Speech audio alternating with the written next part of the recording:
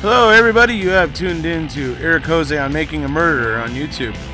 I cover virtually any aspect of making a murderer. I go over the evidence, the documents, the photos. So if you like, stay tuned, and in the future I'll have many more videos besides the one you're about to see.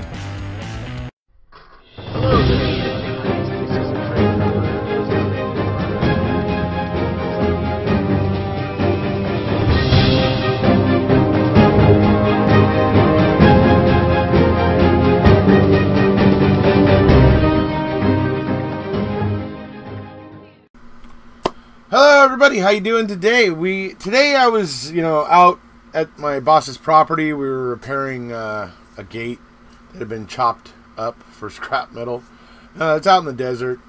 It's out kind of west of Lancaster area, for those of you who might know where that is. Anyway, big open desert. Just happens to be the time when the poppies are all in bloom right now. It's pretty cool. So I got some clips of me talking out there about Brendan and about Steven and stuff, and then I have a little chat with my boss. I finally sit down with my boss, and you guys all get to see him and meet him a little bit. And we talk about Brendan, and he brings up a few things about Steven. Actually, he brings up as we're talking about Brendan and stuff like that. So anyways, got these clips from being out there in the desert today. I love going out there. It just helps me to clear my mind a little bit, and it's a little more relaxing to just be out in the middle of the desert and without the hustle and bustle of the city and that sort of stuff. So it's kind of cool, and I always enjoy going out there. So I got some clips I'm going to show you today, and obviously I'm going to keep the conversation going for Steven and Brendan, but as you'll see here in this video, I'll point out the fact is, the last time I was out there, I was talking about Brendan then as well, and you'll see why. So, anyways, here we go. Hope you guys enjoy it. Hello, everybody. How you doing? Today, I'm out here working in the desert with my boss at his little property where it's kind of like the Moto launch pad. Anyway, for those of you who don't know what Moto or Moto launch pad is, it's people that like to ride dirt bikes and off-road vehicles and stuff like that sort of stuff. So, as you can see out here behind me, folks, you see all that orange and yellow back behind me there? Those are all the poppies in bloom out here in the desert. I'm in the desert just a little bit just a little bit west of Lancaster.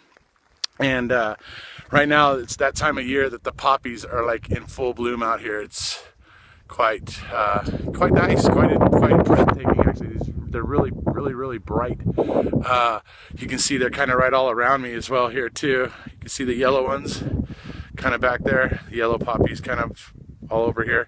So here, let me turn the camera around.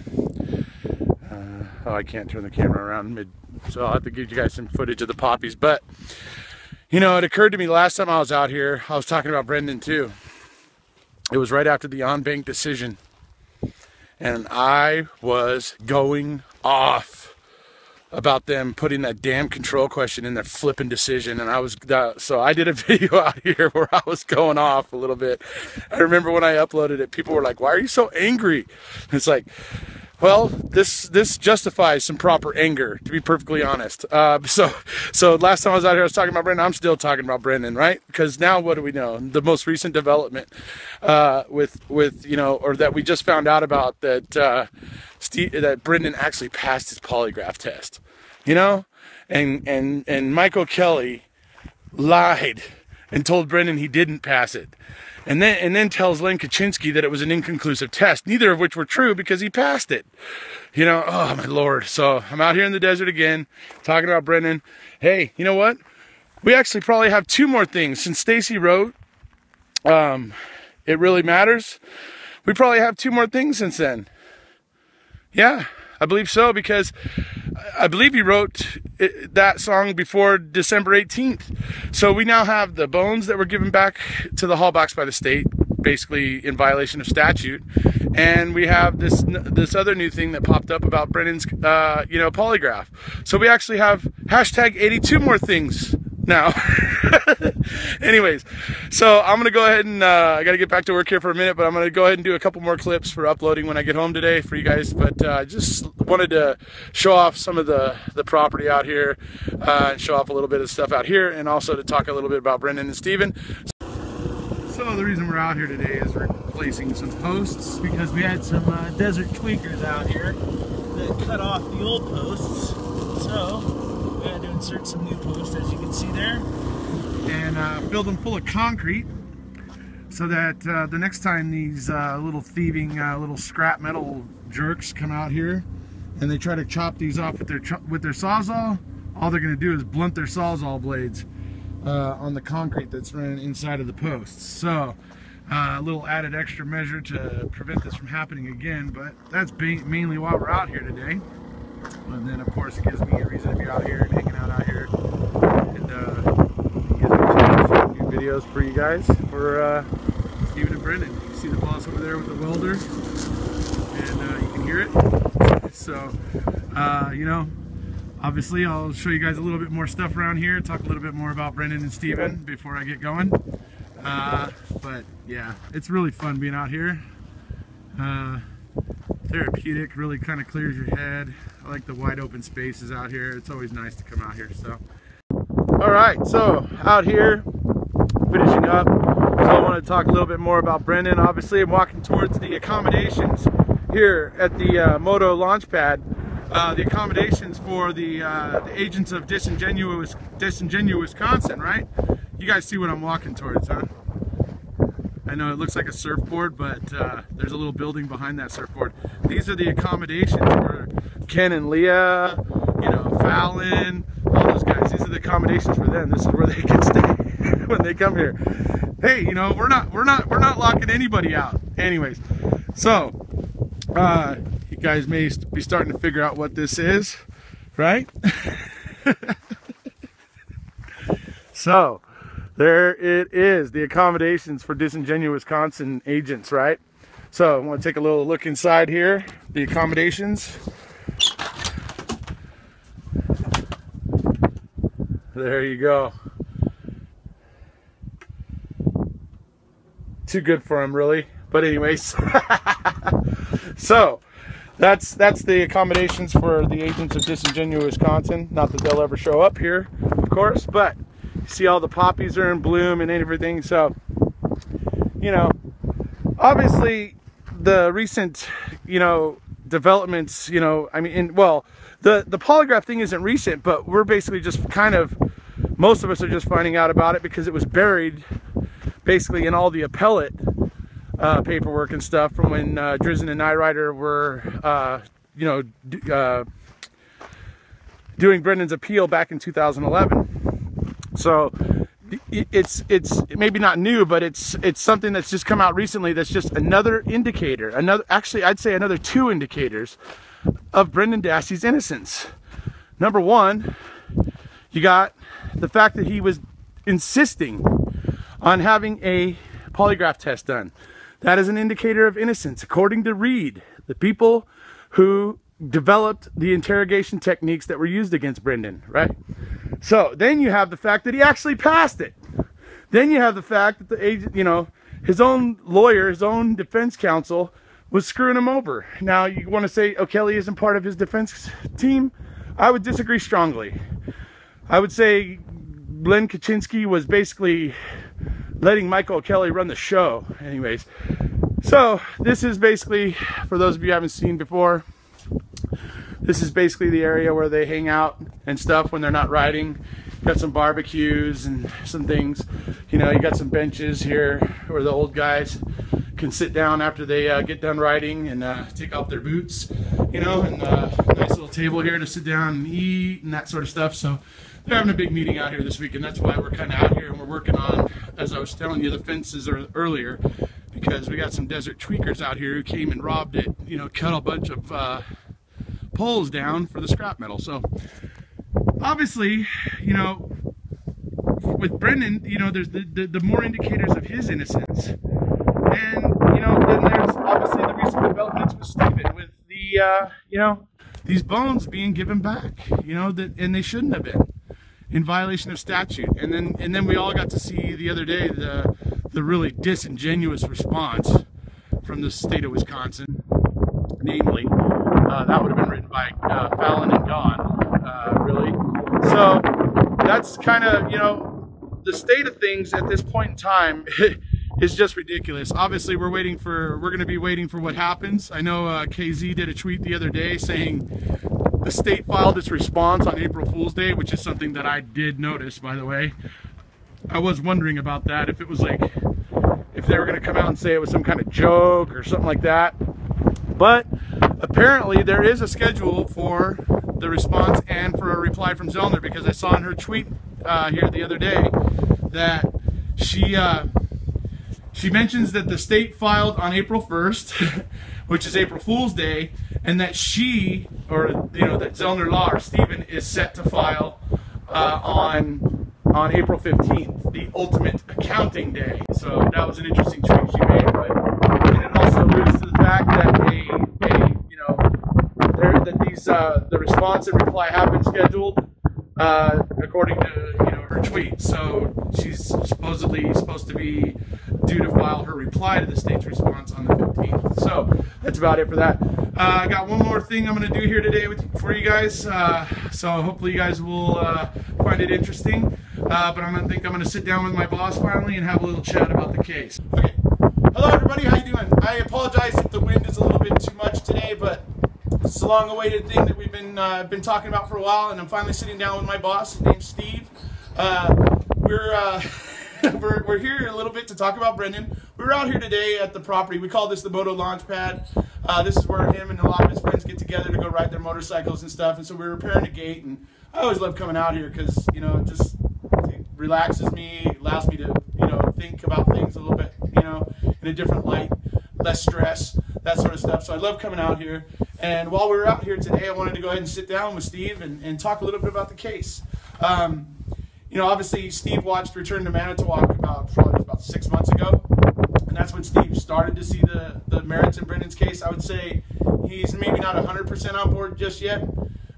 He may be doing a bit of a stutter step, but I'll tell you what, this guy here is generally a tough on crime guy. So for him to even be, you know, to me, in my mind, to have him even looking at Brendan's case and saying that he sees issues that, or he sees things that he has issues with, is, to me, it makes it more, you know, it makes it more powerful that somebody like Steve here would have that opinion. And it's like a lot of us, and I'll let him tell you a little bit about it himself, but like a lot of us, we all imagine somebody, a young kid or a young person in our lives that we care about and love, and seeing something like this happen to them. And that's generally the way we all look at it. So Steve doesn't know about the recent development about the polygraph test. So I'm going to go ahead and say that right now, talk about that, and get some of his thoughts on that, along with some of his thoughts from watching Return to Manitowoc. So to give you the idea of what's happened recently, you know that obviously there's been some issues with Brendan's confession all along. It's been being questioned, you know, big time, you know, and all that sort of stuff. What came out recently is that Brendan's own lawyers, back when he was, you know, getting ready for trial, his lawyer brought in this investigator, this guy named Michael Kelly. Michael Kelly he's just an investigator guy. He's not really you know, a police officer or anything like that. And when Michael Kelly was brought in, Brendan insisted on getting a polygraph test. He was like, I want to do a polygraph test, because he wanted to try. He was attempting to prove his innocence. So he's like, I want a polygraph test. The Reed technique, I don't know if you know this, the Reed technique is the technique that's used by investigators to interrogate people. And Reed tells you in their handbook, Reed itself tells you, somebody that's asking, insisting upon a polygraph test, that's usually an indicator of innocence. They don't say it's a foregone conclusion, but they say it's usually a strong indicator. And then what ends up happening is Brendan took this polygraph test, Steve. He took it, and then on May 12th, Michael Kelly and Brendan are together in a room, and Michael Kelly basically has no interest in Brendan's innocence. He just wants to. May 12th last year. May 12th of 2007. This is back before trial for Brendan. Okay. Right? So before trial, they get into the room on May 12th of 2006. It is, and Brendan asks, or Kelly puts the polygraph results, and there's a percentage there, and so at it and he goes, "What do you think that percentage means, Brendan?" He goes, "It means I passed." You mean Brendan's assuming he passed the polygraph test because that's what he's expecting, right? And he goes, "It means I passed." And then Kelly goes, Kelly tells him, "No, you didn't pass." It means basically that he told Brendan he failed it because he was trying to get Brendan to confess again. He wanted to make Brendan confess again. Kelly's the investigator? Oh, Kelly is the defense investigator. That's his own defense attorney's investigator. Oh. And so this is, and I don't know if you know about this, but Glenn Kuczynski was there. He was trying to trick him. He was tricking him to see whether or not he didn't come clean. and he was also pushing Brendan to go for a deal. Yeah. That's essentially what he wanted. He wanted Brendan to go for a deal. So he lies to Brendan about the polygraph results. He then tells Glenn Kuczynski, the lawyer, that the results were inconclusive. So in 2011, on Brendan's appeal, Brendan's current lawyer brought in a polygraph expert to evaluate the polygraph that was given to Brendan. He passed it with flying colors. He passed the test with flying So colors. he was taking advantage of the So he was mentality and his mental limitations and that sort of stuff. And so, I mean, imagine how much Brendan's heart must have sunk when O'Kelly told him, "No, you failed it." Actually, you could look at it two ways. You could look at it like that he did it to see if he would then say, okay, I'm going to confess right now. He never did confess. Right. So it's actually better for him, I would think, in the long run, because he never did. Was that all filmed? It was all, well, the polygraph wasn't. Well, it was, but O'Kelly lost it by the time they tracked him down and got all this stuff in 2011. He had lost the polygraph footage, but they do have the footage of O'Kelly after telling Brendan that he failed the polygraph. They have the footage of O'Kelly sitting there telling Brendan what to say again, right. Making him confess again, right. and telling him what to say. And so there's all that footage is there, but the actual footage of the polygraph isn't available. He lost it somehow. So that's, I mean, this is one of the things. I mean, here we had a strong indicator of Brendan's innocence in the fact that he was insisting on a polygraph test to begin with. Then we have the fact that he actually passed it. Right. And then we have the fact that it was actually being misrepresented that he passed it. And it's like, you see these things pile up. This Kelly guy was Brendan's defense attorney. O'Kelly was the investigator for his attorney. Correct. So he's part of the defense. See, I would assume, since you just told me that, I would assume he did it just to see if the guy would fold and then, look, then better take a deal, Right. Or he starts squawking that he's actually, okay, I am guilty, I'm going to admit it to Right. But he didn't actually admit it, so I think that would parlay into something better for him. That's what you would think, especially with his own defense team Right. seeing these indicators. But the problem was his defense team was working with the state. They were working with the state because they were just trying to get Brendan a deal because they didn't want Brendan to, like, I think when it comes down to it, the state didn't want Brendan to get off on this because they needed Brendan to get nailed so that they could nail Stephen. Right. You know what I mean? It's kind of, if Brendan would have got off, it would have created question with Stephen and all that sort of stuff. So it's like, this is what they were, this is the way they were going about it. And the fact is that all these indicators of Brendan's innocence are getting ignored. Then you got the fact that on March 1st of 2006 is Brendan's original confession, the one they used at trial. Okay, on March 1st, That's what they had him for more. that's when 24 hours. the investigator. No, they had him for pretty much the whole day. They had him for like about 8 hours, I think it was, on March 1st. And the thing is that before March 1st, Brendan tells this story. I came home at 3:30. I went over to the house. I played PlayStation. At 5 o'clock, my mom came home. I talked to her at 6:30. Stephen called me, and I went over there, and I went around and helped him pick up stuff to put in the fire pit, and we had a little fire or whatever. And that's the story he tells, right? Then we get to March 1st, where they break him from that story, get him broken away from that story, and then he tells this convoluted mess of that they feed him. Right. They essentially feed him all the facts. Everything. That's the things that bothered me. Right. The things that bothered me is that clearly the kid's not competent. Yeah. And even kids that are competent will give in, being Right. harassed. Even long adults enough. sometimes, Yeah. folks. Adults as well. They keep promising you'll go home. Right. As soon as you tell me, you'll go home, and then they put the cuffs on you and you go to jail. Right. There's a couple of the other ones I've seen on some special TV specials Right. as well. Yeah. And then the funny thing is that after that whole convoluted thing on March 1st, the story that doesn't make any damn sense, Brendan recants and goes right back to that first story he was telling. Same exact story. To me, the indicator of Brendan's innocence, if you don't want to believe the polygraph results, if you don't want to believe the fact that he was insisting on a polygraph, if you don't want to look and see in that confession that the investigators fed him every single fact, There was nothing that he offered on his own. Was there transcripts still of that whole? There's transcripts. There's video of it on YouTube. You can watch it. It's pretty long. But if you're interested, it's there on YouTube. You can actually see it on video. Yeah. And they fed him all these facts and everything. And as soon as he gets out of that, he is going right back to that same old story again. So to me, that's the indicator of truth, because that's the story he's remembering. He's telling it from memory. He's not trying to remember past lies that he told. Right. So that's, to me, a huge indicator of Brendan's innocence as well. Well, the problem with lying is you have to be really good. You have to have a super good memory. Yeah. Most people don't have a good enough memory to remember what they told the first time. They in order to go back to the same story, it usually gets tripped up again when they try to tell the story. They add things into it. Right. Is what you usually see happen to it. Right. That they didn't put in the first time. They forget things. So my kind of take on what's happened is that I think the cops hate Steven so much that they're dragging Brandon down. They don't care. At this point.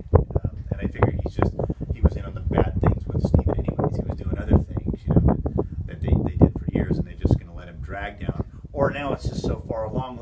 Prosecutors don't like to admit they're wrong. Very rarely. Right. They fight tooth and nail with even when they get DNA sometimes with a guy.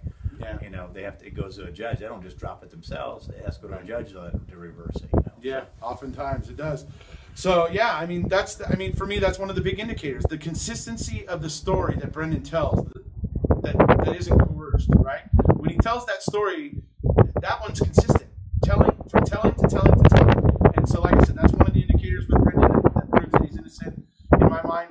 The other thing that was interesting is Stephen Tristan pointed out about Brendan is that for those people that think that Brendan might have been able to beat the lie detector, he's like, oh, don't kid yourselves. Brendan is a guileless individual. He does not possess the guile or the fortitude to be able to beat the machine. Yeah, if he was to take the right kind of drugs or something to beat it, I don't think he would. He couldn't look that up. He's just not capable of that sort of stuff. And his surrounding people aren't going to figure that out for him either. Right. His family or whatever. There's not that bright of people to figure that out either. So it is unfortunate, and I agree with you about the fact that the Dassey family, the Avery families, had to be overwhelmed in this. What do you do when the state comes after you? What do you do? What can you do? Well, especially you just can't. There's not a lot you can do. If you don't have a ton of money, you can USC and drop the charges too. Right. So that's some of the things. And so let me ask you this: as you were watching Return to Man Talk, that's the special on TV that you might have saw. Was there anything else from that particular special that sticks with you that thought was interesting? It's been a while since I've watched it. What he would think. I just remember thinking this kid kind of got seeing some of the things that hearing him speak, it was just you could tell he wasn't right. He's not 100%. Right. Yeah. And who was up? Oh, I'm still operating at 65. So, anyways, just people.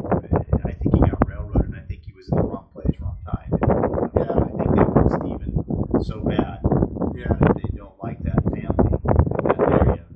Yeah, that's certainly true. They do have it in for the Averys there. The other thing I wanted to get back to, you were talking about how they tell people things like, you're going to be able to go home. Just tell us what we want to hear. Those kind of tactics, And it's so clear that happened with Brendan, and they keep denying it, but it's so clear that it happened because at the end of the interview, and you haven't seen it, maybe I'll send you the clip of this. I can bust off this clip real quick and send it to you. But there's a point where Brendan, they basically conclude the interview or whatever, and they tell Brendan, okay, Brendan, you know what? We're police officers, and guess what? We have to put you under arrest now. And he goes, and he's like, wait, because he just asked if he's going to be able to go back to sixth period. He's like, oh, wait, am I going to be able to go back to school? And they're like, no, you're not going to be able to go back to school. Yeah, see, he totally thinks he's going back to school. I've seen that before done on specials. Right. Well, then just one more thing. And then after they ask that, he then looks at them and he goes, well, is it only for one day? Could it be any clearer that this kid didn't understand his Miranda rights? Right? Sorry, so go ahead. That's one of their tactics. They'll get you in there all night long a lot of times, and they'll get you so hungry and so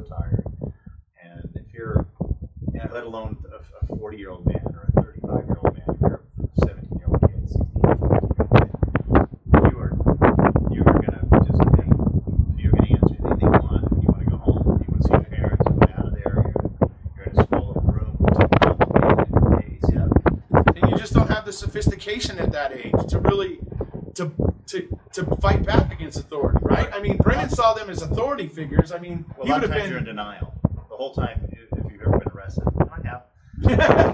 If you've ever been arrested, you really deny the whole time this is really happening to you. You don't really believe it till the next day. Right. You know, you go like, oh shit, I guess I really am here. Yeah. Right. Yeah. It's really unfortunate, but you know, and it's very stressful to be under arrest. It's very stressful to be you know, being, you know, looked at by agents, you know, of the local law enforcement or whoever, if they're, you know, looking for you in a murder, you know, investigation or whatever it is. You know, it's intimidating, especially if you didn't do it. It's even, I would say, even more intimidating. You know, so it's a scary situation, but there's reasons why we have laws in place. Things like Brady, things like, the Supreme Court has said many times, the Supreme Court of the United States has said many times, you cannot interrogate a juvenile, especially one with mental limitations, the same way you would an adult. You just can't. You're increasing the percentage or the probability of getting an involuntary or a coerced confession by doing it. And like I said, Reed tells you, the technique that's used for interrogations, they tell you in their own handbook, do not use the full Reed technique on a mentally limited juvenile. Literally has that word for word in their handbook of, when you're learning how to, perform the Reed technique or interrogation or whatever, right? If you're in law enforcement and you're training, that's what they train you. They say if you use the full Reed technique on a juvenile, you're taking a chance. You're taking a chance at railroading somebody, and they make it clear to you, So there you guys go. You finally get to meet Steve. That's my boss. I like Steve a lot. I mean, he when I talk about him being tough on crime, I mean, he doesn't really have a lot of sympathy for, people perceived as criminals. He has had, unfortunately, some bad experiences in his life, one of which where somebody ran up in his own home and put a gun in his face. So, experiences like that can kind of color your view of the world, and it's perfectly understandable. So he really doesn't tend to have a whole lot of, sympathy for people, that he or that are perceived generally as criminals. So that's why it's, to me, so much more, it has so much more impact when I see somebody like Steve, my boss, who sees the merits in Brendan's case and can admit to, and even, acknowledge some of the issues that there are in Steven's case. Now, will my boss Steve get on board with Steven? I have no idea. I doubt it. I doubt it. That's all I can say. And I don't expect him to. He's just not, he's probably not inclined to see things that way. And I can understand there's lots of people out there that can't. But I do know he can acknowledge that he sees issues there. And I'm sure if enough comes out, that I'm sure he could change his opinion. But as it is right now, he would be in the camp of people that would say there's evidence, there's physical evidence. No matter how sketchy or questionable that physical evidence is and stuff, he would be the type of person that's inclined to go along with the state and that evidence and that sort of stuff. So it doesn't mean that he's unable to see the merits, in a wrongful conviction. It just means he's not inclined to.